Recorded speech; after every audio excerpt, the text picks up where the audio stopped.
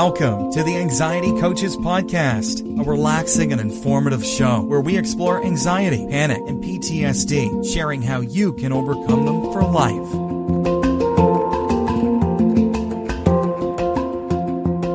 Aloha! Welcome back to the Anxiety Coaches Podcast. I'm your host and coach, Gina Ryan, and I am so happy to be with you again today as together we can consider the many ways to bring your mind and body back to its natural peace and calm. In today's episode, I'm talking about anxiety and some studies that I ran across on nutritional psychiatry. There was a recent article from goodnewslover.com in the mental health area entitled 5 Ways Poor Nutrition Can Impact Your Brain Health. And this really caught my eye, of course. My whole background in life being in nutrition and then brain health, of course, around anxiety. Of course, we want to take care of our brain, and I know how important nutrition is. So I thought this might be a good one to share with you because it actually got into the nutritional psychiatry. So here it is. Let's talk about what's in this article. I have the link for you in the show notes if you want to read the whole thing because it's a little bit lengthy and I won't be able to cover everything. So the link will be in the show notes if you want to look further. So they start out by talking about, which we know is important, what you put on your plate having a massive effect on your brain's health. And what does that mean? Of course, that means that also our mood is affected. Now, I don't even know if everybody gets that yet, but what you eat affects your physiology, which includes your brain, and what goes on in your brain affects your mood. It affects how your neurochemicals are all happening. It's super important. So if you don't get anything else out of this podcast, just know that what is on your plate is very important to how you feel. So if you're living with mental health challenges or you have other people in your life that do, you can know that you are not alone and that it could be a struggle that could be helped by changing your diet. And so nutritional psychiatry is a fancy term for the emerging field that seeks to address mental health through diet. Well, this has got my name all over it. I love this, and I'm glad that it's actually getting some attention. We've always known this, but it's not been in popular culture so much. But now everybody is much more concerned about their diet. So obviously people are thinking about it a lot more now. And we're thinking about this not just with anxiety, but with all kinds of things that are related to the brain. So this nutritional psychiatry emphasizes the link between nutrition and mental health and is typically used alongside behavioral and lifestyle interventions, such as talk therapy. And sometimes they're saying they use medications to improve mental health and reduce the risk of mood disorders. And I want to put my hand up here and be the first one to say, I hope that people would use lifestyle interventions first. And obviously, talk therapy is very helpful to a lot of people. And saving the medication for like the last thing in the back pocket, because there are so many other things that you can do. I was shocked to find out that psychiatrists did not even ask people, regular psychiatrists, because it was a nutritional psychiatrist that brought this up, that they don't even ask anxious patients about their diet. They don't even ask them if they drink coffee or caffeinated drinks. So you can see there's so much of a long road that we still have to travel. But let's see what I can pull out of this article for you. So the article has a point here. The prominent figure in this field is a woman named Felice Jacka, and she is the director of the Food and Mood Center at Deakin University. and she is the president of the Society for Nutritional Psychiatry.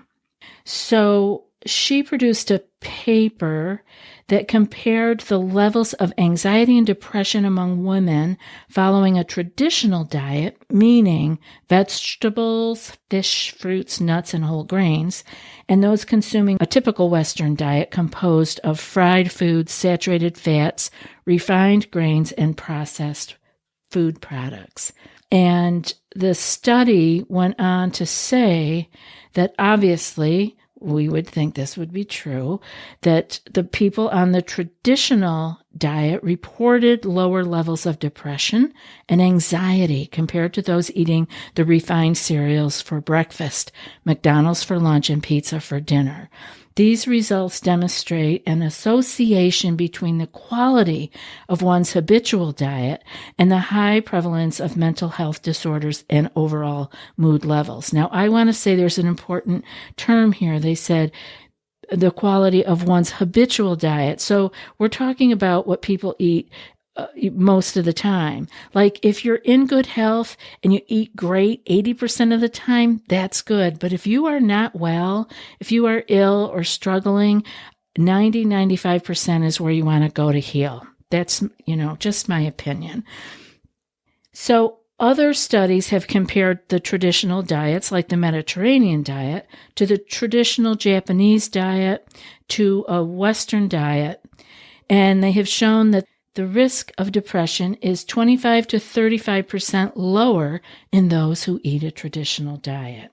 So we can see there that there is so much going on with the diet. And I want to get into how poor nutrition impacts your brain. But first, I want to take a moment and tell you that the Anxiety Coaches podcast is sponsored by BetterHelp. Back when I was struggling with so much anxiety and stress, I had wished that life came with a user manual. Some of you may have that same feeling. But unfortunately, life doesn't come with a user manual. So when it's not working for you, it's normal to feel stuck. Navigating any of life's challenges can make you feel unsure, insecure, whether it's a career change, a new relationship, or becoming a parent. Therapists are trained to help you figure out the cause of challenging emotions and learn productive coping skills, which makes therapy the closest thing to a guided tour of the complex engine called you. Personally, I believe speaking with a therapist can be self-empowering, almost like having a user manual. As the world's largest therapy service, BetterHelp has matched 3 million people with professionally licensed and vetted therapists, available 100% online. Plus, it's affordable. Just fill out the brief questionnaire to match with a therapist. If things aren't clicking, you can easily switch to a new therapist anytime. It couldn't be simpler. No waiting rooms, no traffic, no endless searching for the right therapist. Learn more and save 10% off your first month at betterhelp.com/ACP. That's BetterHelp, HELP.com/ACP. So let's take a quick tour here on how poor nutrition impacts your brain. Like I said, I have the link. It's a great article. I hope that those of you who are interested in this subject will go and check it out more fully. What can happen is your diet really changes your gut microbiome. And studies have shown that those with mental health conditions such as depression and anxiety often show a lack of diversity in their gut microbiome. So I'm telling you, that's a great place to just remember how closely the diet and your brain are connected. The next one is oxidative stress. Now, oxidative stress occurs when there is an imbalance between unstable free radicals and detoxifying antioxidants in the body. The phenomenon has been linked with cancer, heart disease, and, you guessed it, depression and other neurological disorders. For example, both animal and human studies have shown that those with depression have elevated levels of oxidative stress compared to healthy controls. Now, guys, diet can really, really wipe that out. So again, it's a great thing to remember. Diet is important. The third one is neuroplasticity. And you all know that term. Our brains are plastic, meaning they can change shape and structure in response to experiences throughout our life. Emerging research suggests that dietary choices may be able to physically alter the size of the hippocampus, a brain region that is central to learning, memory, and mood. The fourth one is blood sugar spikes. Now, we have talked about blood sugar here many, many times. So we know the physical connection that happens with our blood sugar being very closely related, right, to the feeling. Blood sugar spikes and then it drops. If it goes really, really high, it will drop really, really low also. So when it drops after the spike, that feeling is akin to having a panic attack, because those are the hormones that are being released in order to keep you alive, because your blood sugar can't go so low and be functioning. So the adrenaline comes out to keep that blood sugar at a level that'll keep you alive. And of course, that makes you feel like you're having a panic attack. The article says blood sugar levels can have a tremendous impact on our moods. Studies confirm that poor blood sugar control is associated with depression, anxiety, irritability, nervousness, anger, sadness, and even poor sleep. Depression currently affects about 25% of individuals with diabetes, a population more susceptible to pronounced blood sugar fluctuations. However, the article says, blood sugar imbalances do not only affect diabetics. Otherwise healthy individuals consuming a diet high in refined carbohydrates, and a note here, a side note, is I said, and the article said refined carbohydrates, not the carbohydrate from a fruit or a whole grain, vegetables, and added sugars. Many experience a sudden spike in their blood sugar followed by an exaggerated insulin response leading to acute hypoglycemia. And that's what I call the blood sugar crash, right? That's when we feel the same feeling as a panic attack. And the article says a 2017 prospective study found positive association between high sugar consumption and common mental health disorders, concluding that refined sugar intake has an adverse effect on long-term psychological health. Okay, so my note on this is, what are often people having that high sugar, added sugar, refined table sugar with? They are often having it with coffee, tea, or any number of those types of caffeinated drinks. So the sugar and the caffeine together. Now we're talking some really big irritants to our mind and body. The next point they have here is nutritional deficiencies. Patients struggling with their mental health are found to also be deficient in nutrients that can help regulate their moods and brain functions. Unfortunately, nutrition as a treatment protocol for mental health disorders is still in its early days and is yet to be a part of formal training in this field. However, the article goes on to say there are already sufficient studies to back up the link between food and mood. These nutrient deficiencies can range from B vitamins, omega-3s, zinc, magnesium, and many more, all of which could lead to symptoms like depression, anxiety, or poor concentration.